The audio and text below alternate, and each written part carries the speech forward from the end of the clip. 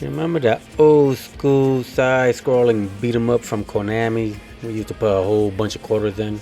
Well, Teenage Mutant Ninja Turtles, they're back. And here's my review. Alright guys, well remember them days when we walked into the arcade one day and seen this big green machine tricked out with a Ninja Turtle logo on it, made by Konami? And we spent so much money just trying to get from beginning to end, hell, every day almost. Well, they brought that game back. Well, not the old one, but they made a sequel to them old games. With no real upgrades, to tell you the truth. You know, the game has got the same old graphic style, the same old fighting style. And, you know, you get to pick the 4 turtles and, you know, go through the stages, side-scrolling, beating up the foot soldiers and anything else that come your way. Well, you know, you get to do it again, so let me go talk about it a little bit. In this game, we get 2 basic modes. There's a story mode and a arcade mode. The arcade mode, well, that's your basic game like it was back in the day in the arcade, you know. You select your character, you start from point A to point B till you get to the end of the game. You know, you got the lives and the power bar. And once those are gone, game over.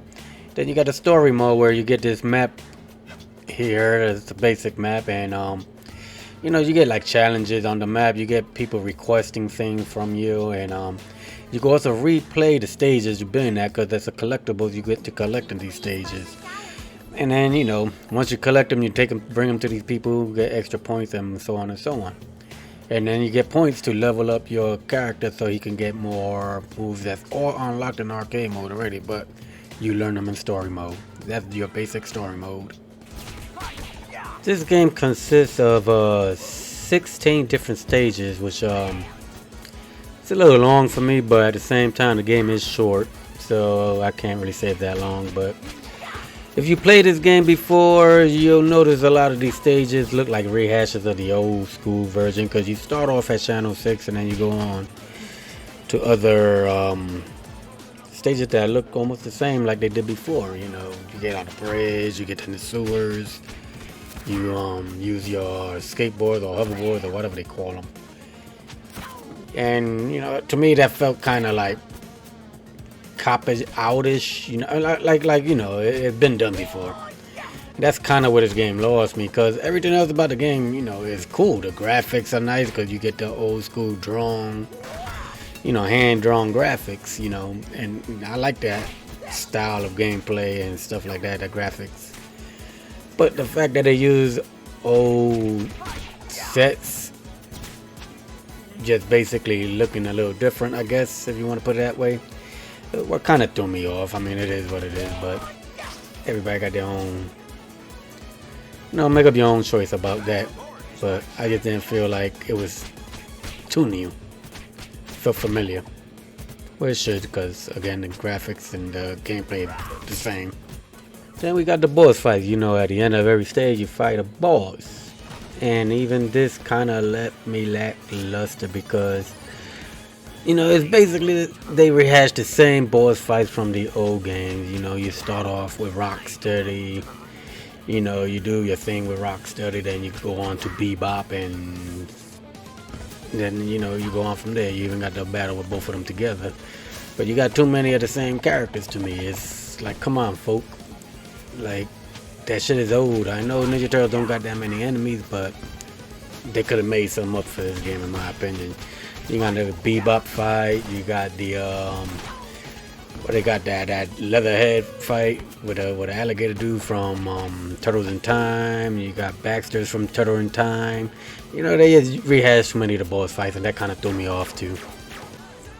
The one good side of this game that I do like a lot is the soundtrack. They got a lot of like well-played soundtracks from actual bands, and I'm not sure if I could even let you listen to them, because I might get a copyright strike. So I'll see what happens. If they let me let you listen to a little bit, I'll let you listen to a little bit. But to me, that is the real upside of this game. The soundtrack was awesome. Had a few different bands playing some of the stages, and it went real good with the game.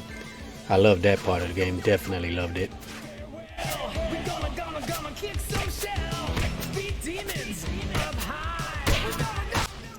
And if you don't think that sound cool, well, I don't know what kind of music you like, but the soundtrack over the game sounds cool to me. Well, that's kind of my review for this game. In my opinion, the game could have been better. You know, I could have get into the fighting styles and stuff like that, but the game is the same fighting style. It's nothing new to it. If you play these old games, it's familiar to the original stuff. You know, you get out there, you mash the buttons, do some moves, kill the enemy, and get to the next stage. That's all it really is to it. That's why I really didn't get into it. So it's very simplistic, and hell, even 2-year-old could play this game in my opinion. But if you're into all the nostalgic stuff, and if you're really that desperate for nostalgia, well, this game might be for you if you played it before. I mean, it's cool, it's fun in some aspects, but in my opinion, it got boring real quick. The game is short, but it got too many stages in my opinion. You can literally beat this game in about 2.5 hours just doing the story alone. So just take that into account. And yeah, in my opinion, this game is way too expensive. For $25 for a game that lasts 2.5 hours, well, it's your money. If you want to do that, go ahead. But me, I would either wait for a sale. Like if they even did it for $10, $9.99, that would have been okay. But I think anything above that is just way too much for a game that lasts 2.5 hours. Well, that's my opinion of this game. And my game, if I have to give you whether to buy it or not, I would say just wait for a sale till eventually this game will be $10, and that's probably a good price for this game. Other than that, I wouldn't buy it, not for $25. That's just my opinion. But that's my review for this game, and hope you enjoy it. And if you did, give me a like and a subscribe and thumbs up. Leave comments, you know, I mean, that all that stuff helps. So that's my review for this game, and like I always let everybody know, I'm out of here, so stay safe, stay healthy, and game on, guys.